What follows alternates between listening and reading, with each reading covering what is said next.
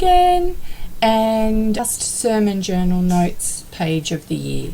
So I quickly sketched in just a little desert scene with a little bit of a nativity scene in there and the Noel on the side, and then promptly decided that I was going to spray the whole lot with water.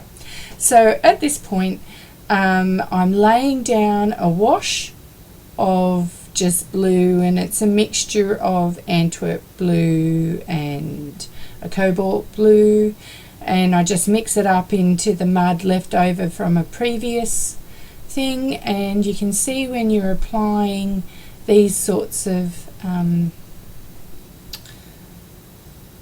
sort of laying down with your washes that you keep going over them, because you just don't want those lines, and you just even them out, because you want that gradual gradation. And of course you can see a gentle line there from the previous page, which was the butterflies page. So I'm now going to work on the hills or the mountains in the background, and I'm doing different sort of scape. I'm now adding some more water in and just watering it down a little bit. The front one I want a little bit lighter than the back one, and I'm just putting some texture in for some trees, and some of that stays and some of it doesn't, which is fine by me. It's one of the things, it's called channeling, and I just get some more colours that start channeling colours and allowing all those colours to mix and have different parts. So I'm using like an olivey green, so it's a really green base brown here to do the little back of the stable.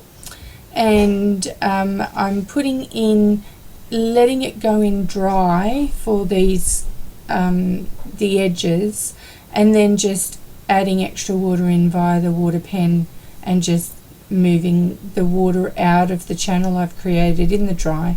And then you leave a lot of the detail of the boards, the edges of the boards in there. And so you can see a lot of that green coming out with the brown again, and I really like that kind of real earthy sort of tone. And just see me add in more and more colour. I'm using a Tim Holtz water brush here, and it was a very expensive water brush, but it has the finest tip of any of the water brushes I have, and it really does, it's worth spending the money if a product lasts well, and this one has. I've had it for like 18 months now and use it, you know, a couple of times a week for sure, and it works really, really well.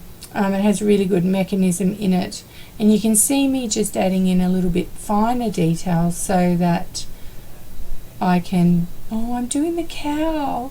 How cute is this little cow? You probably can't see him as well, but I'm doing this little cow that I drew. Oh, I'll zoom in now. He looks very wet. I was doing white little bits, and now I'm doing the little manger, and just wanting to add in a little bit of hair. It's just starting. I've done really, really, really simple figures, and I just really wanted to have it as something that was just not abstract, but just not really focused on. So I'm using like a turquoise.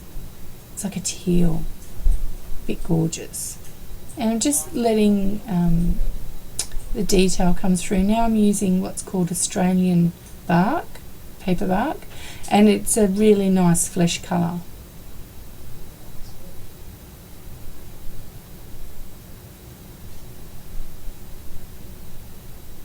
So with watercolours, it's always really good to have like cotton wool buds, earbuds, some little fine implement that you can dab things with when you're doing fine details.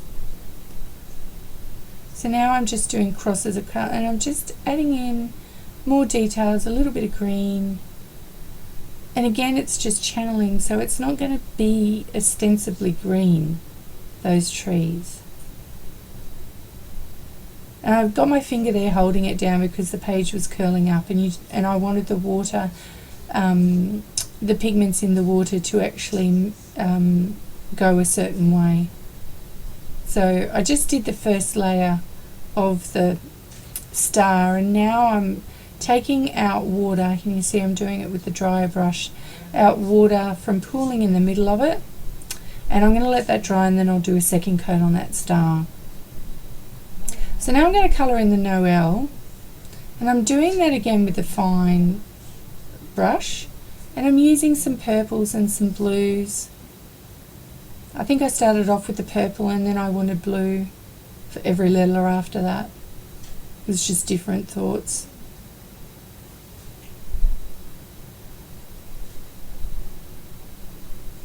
And I'm just laying down additional pigments here. You should try your lettering with your water brushes. You can pencil them in first like I did, but I like the softness of the letters that I do here in the water. And you can still have shadows and light and dark. So all I'm doing here while I'm still waiting for that cow to dry is I'm going to do the star. Oh no, I'm making this darker in the background, so I want to give it a little bit more colour. Done the same thing here, but just a little bit.